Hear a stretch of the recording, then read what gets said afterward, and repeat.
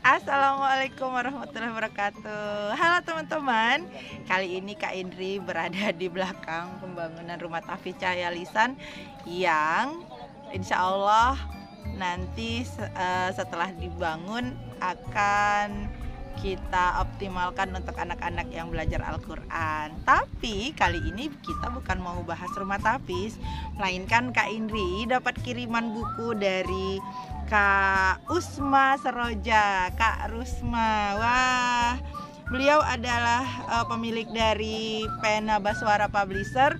Dan ini adalah cerita bergambar beliau yang pertama kali, walaupun beliau sudah banyak menerbitkan buku-buku. Dan kali ini Kak Indri mau membacakan bukunya. Kita baca sama-sama ya. Ceritanya berjudul Putri Naura Tersesat di Hutan, karya Kak Usma Seroja. Penerbitnya adalah Pena Baswara Publisher. Dan ini baru saja Kak Indri terima sekitar 3 minggu yang lalu. Kita baca sama-sama teman-teman. Wah, cantik ya. Nah, seorang putri dari kerajaan kelinci sedang berjalan di belakang istana sambil memegang boneka kelinci kesayangannya. Putri kerajaan itu bernama Naura Kalisa. Naura diam-diam menyelinap keluar istana tanpa meminta izin dari kedua orang tuanya. Wah, kenapa begitu ya Naura? Di belakang istana, para kelinci kerajaan sedang mengumpulkan wortel. Kebun wortel yang mereka rawat telah tumbuh subur dan siap panen. Tentu lezat rasanya. Sayuran berwarna oranye itu siap untuk diserahkan pada koki istana kerajaan kelinci. Wah, kelincinya lucu sekali ya. Naura bertemu sekumpulan kelinci yang sedang bermain di sekitar kebun. Para kelinci itu sangat senang dengan kehadiran Naura di sana. Mereka tidak ingin melewatkan kesempatan kunjungan anak dari raja mereka yang baik hati itu. "Hai Putri Naura, ayo kita main kejar-kejaran," teriak salah satu kelinci yang ada di sana. Wah, seru sekali sepertinya. Naura melupakan boneka kesayangannya karena tergoda ajakan kelinci untuk bermain bersamanya. Naura terus mengejar kelinci-kelinci tersebut.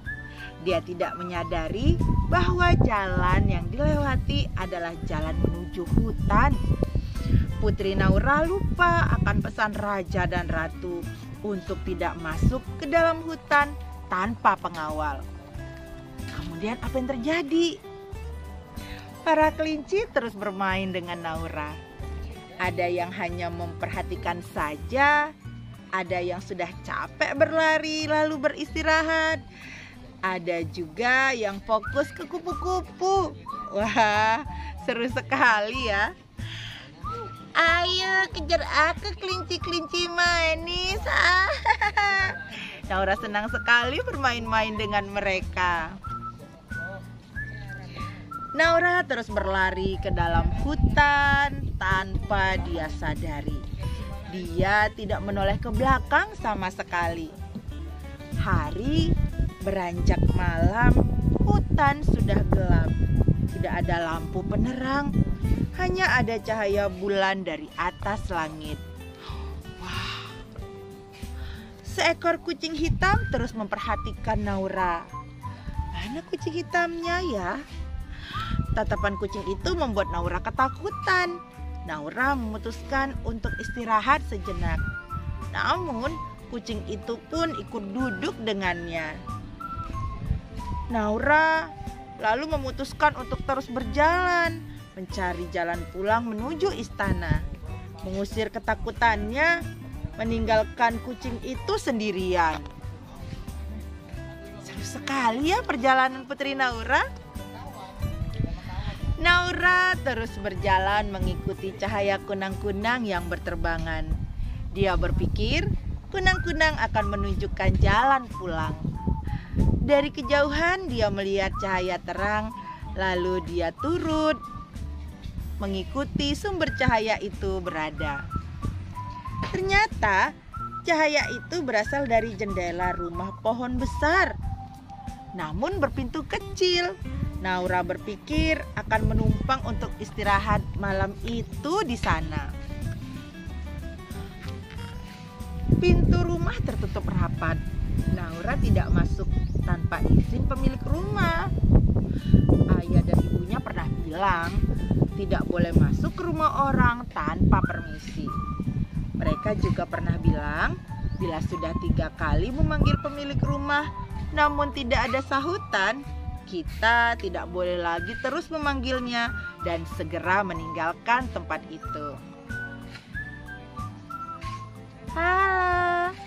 Halo, apakah ada orang di dalam rumah ini? Naura mencoba memanggil teman-teman. Tiba-tiba 3 peri daun menampakkan wajah mereka setelah pintu dibuka sebagian. Peri ungu, peri hijau, dan peri biru terkagum akan kecantikan peri kelinci di hadapan mereka. Cantik sekali. Dia peri dari mana? Shh, jangan berisik. Hai, aku Naura dari Kerajaan Kelinci. Bolehkah aku numpang menginap untuk malam ini? Kata Naura kepada mereka bertiga, teman-teman. Naura kemudian dipersilahkan masuk oleh 3 peri daun. Wah, dalam rumahnya luas juga. Keren. Setelah berada di dalam rumah pohon, Naura tertegun melihat isi rumah tidak sesempit yang dia bayangkan sebelumnya. Terima kasih sudah berkunjung, Putri, ucap peri ungu. Mari ke sini, Putri. Kita duduk di depan api unggun, ajak peri ungu. Oh, maafkan ya, rumah kami mungkin tidak seperti istana kerajaan kelinci. Peri hijau ikut menyapanya. Peri Naura, tinggallah di sini beberapa hari. Kita bisa bermain bersama. Tidak mungkin. Ayah dan ibuku pasti sudah susah payah mencariku ke sana kemari. Mereka tidak ingin melihat aku bersedih dan aku juga tidak ingin melihat mereka bersedih. Aku sayang mereka. Naura menceritakan kenapa dia bisa tersesat ke hutan. Itu karena tidak mengikuti kata orang tua dan tidak berpamitan sebelum keluar rumah. Dia juga merasa bersalah karena asik bermain dengan para kelinci, dia jadi lupa waktu. Naura menyesal karena sudah bersikap demikian. Sesampai di rumah, dia akan meminta maaf pada kedua orang tuanya dan berjanji tidak akan melakukan hal itu lagi. Wah, hebat sekali ya Naura, teman-teman. Oh begitu, kita harus meminta izin pada orang tua jika ingin pergi keluar ya. Sekarang aku jadi tahu kenapa orang tua kami melarang pergi tanpa berpamitan. Sekarang aku menyesal karena pernah membantah kata ibuku. Peri-peri itu jadi belajar teman-teman dari Putri Naura. Nah, akhirnya Naura pulang keesokan harinya ke rumah dan dia bisa kembali bersama-sama dengan kedua orang tuanya. Keren sekali bukunya ya.